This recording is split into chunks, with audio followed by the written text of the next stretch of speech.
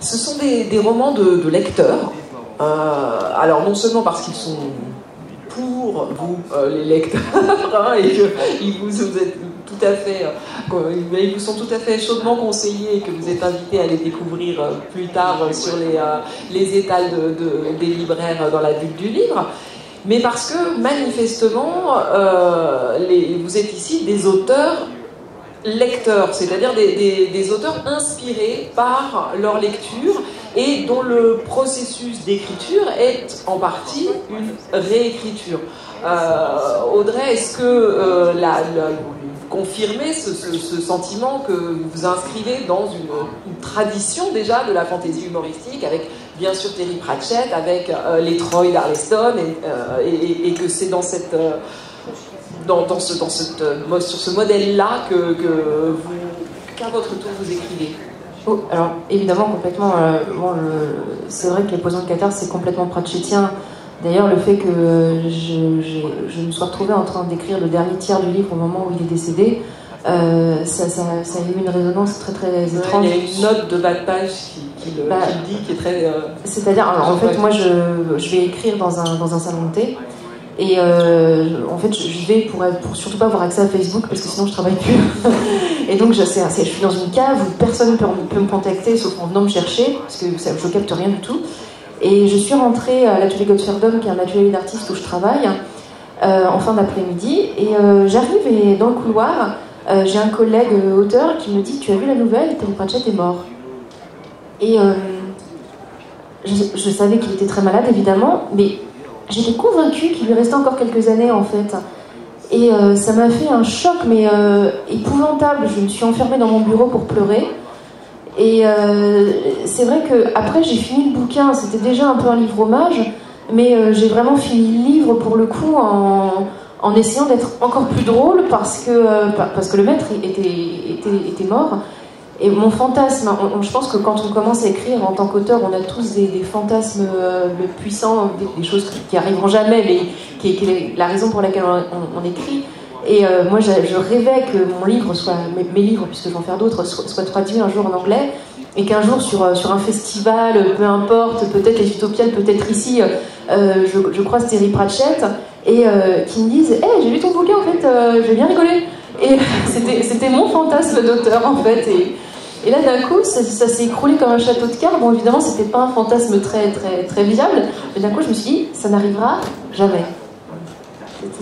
Oh, et d'une certaine manière, voilà, vous prolongez sa mémoire en écrivant à votre tour des ouvrages qui sont des hommages à ce qu'il nous a apporté avec le disque monde. Maintenant, il va falloir que je m'en détache, mais c'est vrai que mon personnage de Dame Carras en particulier est un hommage à Mémé Cyr du Temps. Voilà.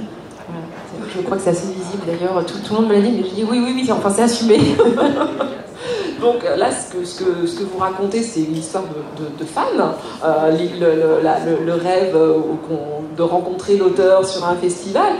Je dis ça parce que n'hésite pas à... En fait, c'est marrant parce que après j'ai reproduit, parce qu'il y a les livres magiques, mais dans les Poisons de Cathare, il y a un best-seller que tout le monde a lu et dont tout le monde parle. C'est en fait le principe, c'est que tout le monde a lu un petit livre pour enfants qui s'appelle Les Aventures de Crocro le Croque-Mitaine. Et apparemment, c'est un livre que tout le monde a lu. En particulier, il y a un personnage de Croque-Mitaine. Alors, les Croque-Mitaines sont des créatures assez féroces, pas très aimées. Ils squattent derrière les poubelles, ils se planquent sous les lits. Ils ont tendance à sauter sur les jambes des gens quand les gens se lèvent la nuit dans le noir, à leur dévorer les orteils et les doigts, puisque donc, les Croque-Mitaines, comme son nom l'indique, aiment manger les mains.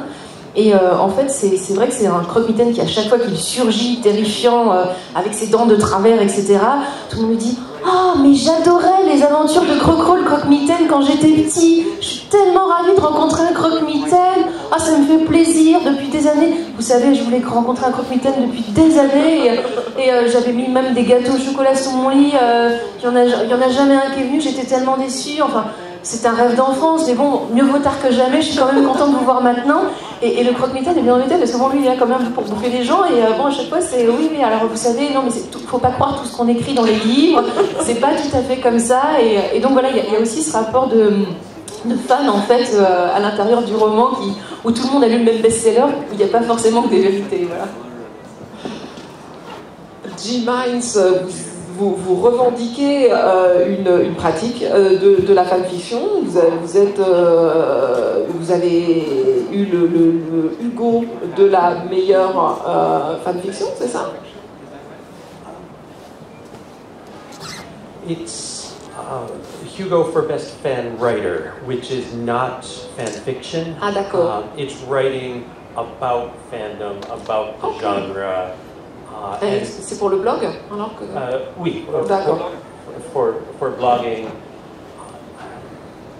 Honestly, a lot of what that was for is a series I did critiquing book covers and the way we portray women on book covers.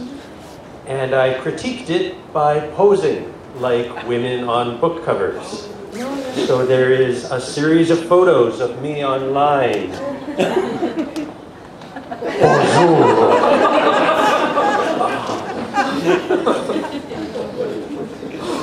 Oui. Donc en fait j'ai reçu le prix Hugo pour les meilleurs textes écrits sur le fandom, pas sur la fanfiction, c'est-à-dire les meilleurs textes écrits et contribués sur le genre, sur la communauté de la science-fiction, etc. Et c'était entre autres pour mon blog. Et pour être honnête, beaucoup de ce prix vient du fait que j'ai écrit toute une série qui visait à critiquer les couvertures de livres et notamment la façon dont les femmes sont représentées sur les couvertures de livres.